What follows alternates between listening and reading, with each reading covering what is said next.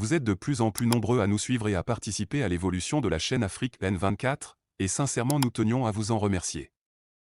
Nous lisons tous vos commentaires qui enrichissent le débat et vraiment nous vous demandons de nous soutenir, en aimant les vidéos pour une large diffusion, et pour continuer à avoir une ligne éditoriale indépendante, et vous proposer de nouvelles émissions toujours de plus en plus enrichissantes.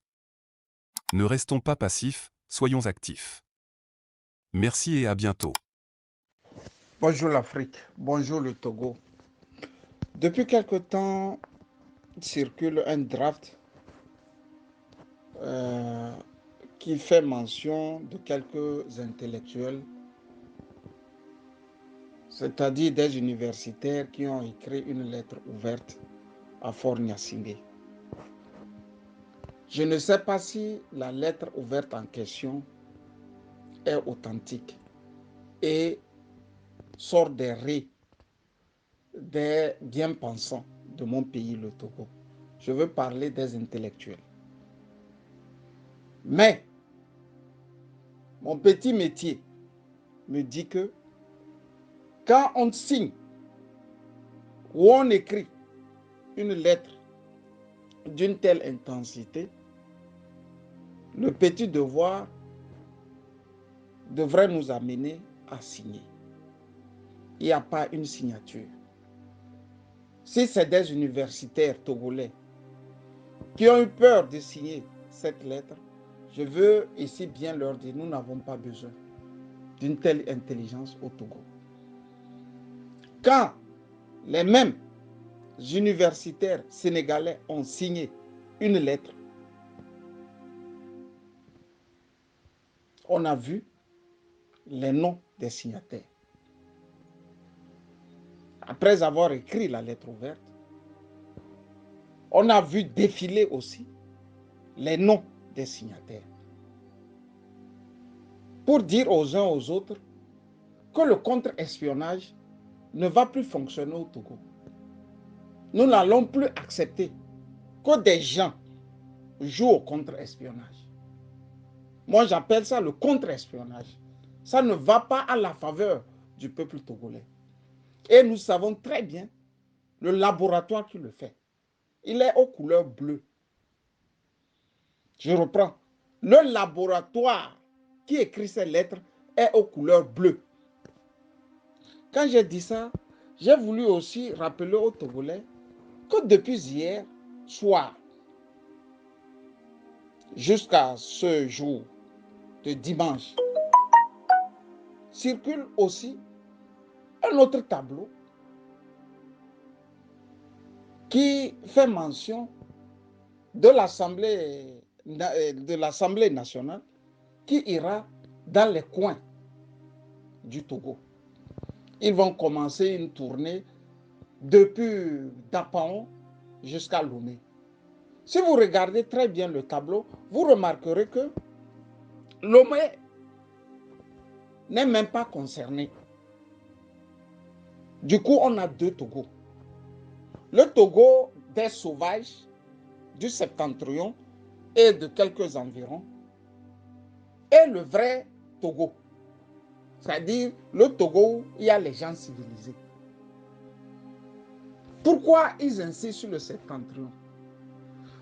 Ils insistent sur le septentrion parce que l'État n'y exerce plus son droit régalien. La construction des routes, la construction des hôpitaux, la construction des écoles, la couverture, ne serait-ce que forestière. Si vous vous rappelez, au temps des Adéma, tout le septentrion était verdoyant. Au temps du Fils, on a le désert qui avance à grands pas. Pour vous dire l'état mental de celui qui nous dirige. Ainsi donc, il y a ce tableau qui circule avec des heures, tout un programme où une certaine Tchegan, je crois que c'est une femme qui doit être présidente de l'Assemblée au Togo, une certaine Tchegan va envoyer quelques mini-dominici dans le septentrion, dans les régions d'Agou, dans les régions d'Atapamé et autres, pour convaincre nos chefs traditionnels. Et comme toujours, l'opposition est encore abonnée absent. Je m'explique. Ces coups tordus ne datent pas de 2024. Déjà entre 2007-2008, pardon, on a vu ici en Allemagne, dans la diaspora, comme en France et peut-être aux États-Unis, un certain Bariga flanqué de 2 ou 3 chefs traditionnels débarqués. Je parle du cas allemand parce que j'ai été témoin oculaire. Et je veux dire merci ici au doyen journaliste Bassirou Ayeba, qui en son temps m'avait envoyé un petit email dans lequel on me dit Monseigneur Bariga et 2 chefs traditionnels sont en tournée. Et la tournée, c'est une tournée de réconciliation. Ils étaient à Brême, ils étaient aussi à Hambourg et devraient être dans mon coin, à Cologne. J'ai poussé la curiosité, ne serait-ce que pour aller voir nos illustres personnages et voir ce qu'il faut écrire pour les Togolais. Je pensais à un rendez-vous où je verrais des centaines de Togolais venir écouter ce que le prélat avait dans sa soutane. Telle ne fut ma surprise de me rendre compte qu'il n'y avait pas plus de 12 personnes dans la salle. Il n'y avait pas plus de 12 Togolais dans la salle. J'ai remonté les enquêtes. À Brême, dans l'état de Brême, comme dans l'état de Hambourg, c'était la même chose. C'était la même chose. Donc, Monseigneur Bariga a pris 2 chefs traditionnels. Ils sont venus se balader et les retourner au Togo, dire que toute la diaspora était consentante pour cette réconciliation. Après les tueries, nous tous là, de la diaspora, on était consentants que ça marche selon lui sa volonté. Vous vous rappelez que c'est le temps où l'argent de l'Union européenne coulait à flot à la CIVGR. L'argent coulait à flot. Si vous demandez à Bariga comment il a utilisé ces fonds, vous comprendrez comment le prêtre catholique et nos détenteurs des us et coutumes sont trempés dans la corruption et dans le faux. Comme si cela ne suffisait pas. Quelque temps après son retour, l'ambassade de France l'a appelé. Bariga était tout sourire quand on lui remit une médaille. Une médaille de grand croix de la Légion d'honneur. Tout content, tout sourire. Il n'avait pas encore fait les 2/3 du travail. Mais il était déjà content de recevoir les prix. C'est la même chose que le RPT UNIR est en train de refaire, mais cette fois-ci dans la diaspora de l'intérieur, devant nos opposants. Mais au même moment où ils s'activent à le faire, au même moment activer aussi nos jeunes, ne serait-ce qu'à protester devant nos chefs traditionnels. Puisqu'ils sont déjà corrompus, nos chefs traditionnels. On sait qu'ils vont aller là-bas, faire 30-40 minutes, ils vont déposer quelques whisky, ils vont déposer un peu d'argent, ils vont s'en aller et revenir dire dans le Tôle, dans la région centrale, dans la région de Kara, dans la région de Palimé et autres. Tout le monde a accepté. Tout le monde a accepté. Et pourtant, depuis quelques jours, on tirait l'attention de tous les partis politiques au Togo. Mais Lomé ne s'arrête, le Togo ne s'arrête pas à Lomé. Tous les chefs de partis politiques vivent à Lomé. Quand tu dépasses à Goy, c'est leur limite aussi. C'est leur limite. Donc, le septentrion, là, est devenu une région, un no man's land, où le RPT UNIR fait ce qu'il veut. Même si tout le peuple est vent debout pour les écraser, parce que le peuple même est fatigué. Mais qu'est-ce que vous, opposants, vous faites pour aider ce peuple-là à davantage se tenir droit? Rien. Vous savez très bien que votre marche à venir va être refusée. S'ils veulent même vous humilier, ils vont vous autoriser cette marche. Mais en la cadrant, le premier, le second, le troisième jour, vous allez encore être fatigué et rebelote. Ils vont installer leur régime parlementaire. Les révolutionnaires ne vont pas dans la rue et quitter encore la rue. Quand on va dans la rue, ce pourquoi on est venu dans la rue, s'il n'est pas résolu, on ne quitte plus la rue. Au Togo, on a vu des gens être dans la rue, à midi aller prier, quand d'autres vont manger un peu du akoumé, et le soir reviennent réinvestir la rue. Entre-temps, les militaires, eux, ils ont eu le temps de se poster dans les coins où les révolutionnaires, normalement, devaient prendre leur base. Ce n'est pas sérieux ce que nous faisons. Ce n'est pas... Sincèrement, je ne sais pas, je ne suis pas un homme politique. Et ici, j'ai voulu dire aux uns et aux autres, qui dit, viens créer ton parti politique, viens faire ceci, viens faire cela. Si on voulait créer un parti politique, ça se serait déjà su, non? J'ai dit, je ne suis pas un homme politique. Pourquoi les Togolais veulent que je fasse ce que je fais et encore venir créer un parti politique pour eux? C'est que je ne suis pas suffisamment intelligent pour créer un parti politique, pour animer une vie politique, que je me suis dit, quand même, je peux m'exercer à une forme aussi de lutte, qui est le journalisme, par exemple.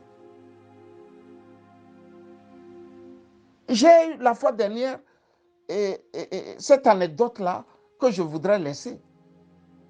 J'ai fait un élément dans lequel j'ai dit, attention, si fort n'arrive pas à nous imposer le régime parlementaire, ce qui voudrait dire que et le RPT uni et lui-même sont désormais dans les poubelles de l'histoire. En conséquence, il va tout faire pour nous l'imposer. Et je suis allé plus loin à dire, il faut qu'on fasse de la haute politique. La haute politique, c'est quoi? Comme l'opposition n'a pas d'argent, et toutes les fois nos opposants vont vers les cadres du RPT uni pour exposer leur mendicité. Et à la fin, c'est fort qui doit mettre beaucoup dans leurs petits pantalons. Il nous revient maintenant, nous, d'aller directement au sein du RPT, de choisir quelqu'un et de l'imposer. Nous amenons tout le peuple togolais, c'est-à-dire les voix. Et toi, tu nous amènes les milliards que tu as volés pour qu'enfin nous chassons Faure Gnassingbé. Toi, le milliardaire, tu es désormais un peu soulagé d'avoir fait quelque chose de bien pour ton peuple. Et nous, le peuple, nous pouvons désormais souffler parce qu'on n'a plus un cancre, un tyran pour nous abattir. Les Togolais m'ont écrit pour me dire, toi là même, il faut nous choisir quelqu'un encore. C'est-à-dire avec toute ma grosse tête là et mon intelligence dedans qui a pondu cette forme de faire la politique, ils ne sont pas satisfaits. Ils me disent, toi là même là, dis-nous celui que toi tu vois au milieu là. C'est-à-dire eux ne sont pas à mesure de commencer par chercher dans leur tête qui peut incarner ce rôle. Vous voyez? Donc, pour vous dire que ce que nous sommes en train de faire, où les partis politiques sont en train de... C'est un jeu d'enfants, en fait. Ils nous imposent. Les calculs politiciens. On n'a pas besoin de calculs politiciens actuellement. Il faut chasser ceux-là qui régentent le Togo depuis 58 ans. Après, on peut se mettre à se taper dessus, à s'injurer. Le monde va nous trouver d'intelligents. Pour le moment, personne ne nous aide. La communauté internationale n'est pas à notre faveur. Les journalistes internationaux ne sont pas à notre faveur. Écoutez bien et lisez bien entre les lignes comment France 24, RFI couvrent ce problème de régime parlementaire au Togo. Personne n'est à notre... Personne n'est à notre côté. Donc, quand personne n'est à notre côté, nous-mêmes là, nous devrons nous aimer nous-mêmes et prendre le relais. Ici, il faut former les jeunes. Quand les jeunes se lèvent, disent aux chefs traditionnels, si tu prends cette mesure-là en notre nom, si les gens la partent, nous là, on va te brûler. Il ne va pas le faire. C'est de ça qu'il s'agit. Dans la salle à Cologne, l'idée ne m'était pas venue de demander à Monseigneur Bariga, j'espère que tu ne vas pas aller dire au Togo que tu es venu voir toute la diaspora. Parce que dans cette salle, il n'y a pas plus de 12 personnes. Mais dès qu'il est arrivé, ils ont repris ça sur les chaînes de télévision, comme si toute la diaspora était là pour lui donner le quitus, d'aller dire que bon, nous sommes pour la réconciliation. Vous voyez? Ils ont toujours fait la même chose. Nous aussi, nous sommes restés à regarder. Fin de course, c'est ce que nous voyons. Il faut amener l'opposition tout entière, avec les menaces, à comprendre qu'ici, il ne s'agit plus de partis politiques et de calculs politiciens. Il s'agit d'abord de la survie du peuple togolais. Sans ça, les Fabre, les Apevon vont vous montrer que c'est dans la jarre qu'il y a des soucis pour la souris. Et actuellement là, il y a la jarre tout à côté de nous. Si nous tombons dedans, nous allons nous rappeler de ce adage en pays Bassar qui dit, pour la souris, le drame se trouve dans la jarre. Bonne journée dominicale à toutes et à tous. Camus Sali. Voici la programmation des consultations des chefs traditionnels et des groupes organisés. Assemblée nationale. Cabinet de la présidente. Région de la Savane. Équipe 1. Jour 1, 8 avril 2014. Kpenjal. 8h à 9h30, chef traditionnel. 9h30 à 11h30, groupes organisés. Kpenjal Ouest. 14h à 15h30, chef traditionnel. 15h30 à 17h30, groupes organisés. Jour 2, 9 avril 2024. 5 AC. Entre 8h et 9h30, chef traditionnel. Entre 9h30 et 11h30, groupes organisés. Tone. Entre 14h et 15h30, chef traditionnel. Entre 15h30 et 17h30, groupes organisés. Équipe 2. Jour 1, 8 avril 2014. Tandjoaré. 8h à 9h30, chef traditionnel. 9h30 à 11h30, groupes organisés.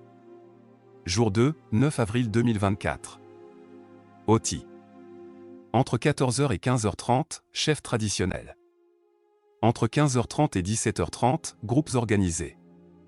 Jour 3, 10 avril 2024. Oti Sud. Entre 8h et 9h30, chef traditionnel. Entre 9h30 et 11h30, groupes organisés. Région de Kara. Équipe 1. Jour 1, 8 avril 2014. Dangpen.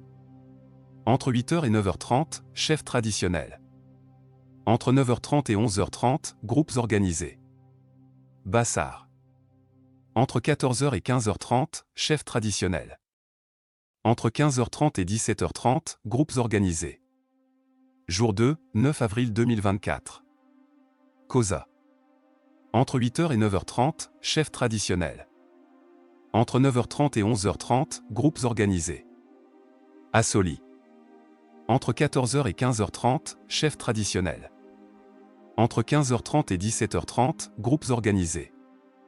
Équipe 2. Jour 1, 8 avril 2014. Kéran. Entre 8h et 9h30, chef traditionnel. Entre 9h30 et 11h30, groupes organisés. Doufelgou. Entre 14h et 15h30, chef traditionnel. Entre 15h30 et 17h30, groupes organisés. Jour 2, 9 avril 2024. Bina. Entre 8h et 9h30, chef traditionnel. Entre 9h30 et 11h30, groupes organisés. Région centrale. Équipe 1. Jour 1, 8 avril 2024. Tchamba. 8h à 9h30, chef traditionnel. Entre 9h30 et 11h30, groupes organisés. Sotoubois. 8h à 9h30, chef traditionnel. Entre 9h30 et 11h30, groupes organisés. Jour 2, 9 avril 2024. Blita. 14h à 15h30, chef traditionnel. Entre 15h30 et 17h30, groupes organisés. Équipe 2. Jour 1, 8 avril 2024. Mo. 8h à 9h30, chef traditionnel. Entre 9h30 et 11h30, groupes organisés. Jour 2, 9 avril 2024. Tchadjo. 8h à 9h30, chef traditionnel. Entre 9h30 et 11h30, groupes organisés. Région des Plateaux. Équipe 1. Jour 1, 8 avril 2024. Emono. 8h à 9h30, chef traditionnel. Entre 9h30 et 11h30, groupes organisés. Jour 2, 9 avril 2024. Agnier. 14h à 15h30, chef traditionnel. Entre 15h30 et 17h30, groupes organisés. Jour 3, 10 avril 2024. Moyen Mono. 8h à 9h30, chef traditionnel. Entre 9h30 et 11h30, groupes organisés. AO. 14h à 15h30, chef traditionnel. Entre 15h30 et 17h30, groupes organisés. Équipe 2. Jour 1, 8 avril 2024. Wawa. 8h à 9h30, chef traditionnel. Entre 9h30 et 11h30, groupes organisés. Akebu. 8h à 9h30, chef traditionnel. Entre 9h30 et 11h30, groupes organisés. Jour 2, 9 avril 2024. Ogu. 14h à 15h30, chef traditionnel. Entre 15h30 et 17h30, groupes organisés. Amou. 8h à 9h30, chef traditionnel. Entre 9h30 et 11h30, groupes organisés. Jour 1, 8 avril 2024. Dany. 8h à 9h30, chef traditionnel. Entre 9h30 et 11h30, groupes organisés. Kpele. 14h à 15h30, chef traditionnel. Entre 15h30 et 17h30, groupes organisés. Équipe 3. Jour 2, 9 avril 2024. Cloto. 8h à 9h30, chef traditionnel. Entre 9h30 et 11h30, groupes organisés. Agou. 14h à 15h30, chef traditionnel. Entre 15h30 et 17h30, groupes organisés. Région maritime. Équipe 1. Jour 1, 8 avril 2014. Golfe. 8h à 9h30, chef traditionnel. Entre 9h30 et 11h30, groupes organisés. Agoenive. 14h à 15h30, chef traditionnel. Entre 15h30 et 17h30, groupes organisés. Jour 2, 9 avril 2024. Zio. 8h à 9h30, chef traditionnel. Entre 9h30 et 11h30, groupes organisés. AV. 14h à 15h30, chef traditionnel. Entre 15h30 et 17h30, groupes organisés. Équipe 2. Jour 1, 8 avril 2024. Lac. 8h à 9h30, chef traditionnel. Entre 9h30 et 11h30, groupes organisés. Bamono. 14h à 15h30, chef traditionnel. Entre 15h30 et 17h30, groupes organisés. Jour 2, 9 avril 2024. Vaud. 8h à 9h30, chef traditionnel. Entre 9h30 et 11h30, groupes organisés. Yoto. 14h à 15h30, chef traditionnel. Entre 15h30 et 17h30, groupes organisés. Likez la vidéo si ce n'est pas déjà fait. Laissez aussi votre point de vue en commentaire. Abonnez-vous et cliquez aussi sur la petite cloche de notification pour ne rien rater de nos prochaines vidéos. N'oubliez pas de partager aussi la vidéo et de la liker.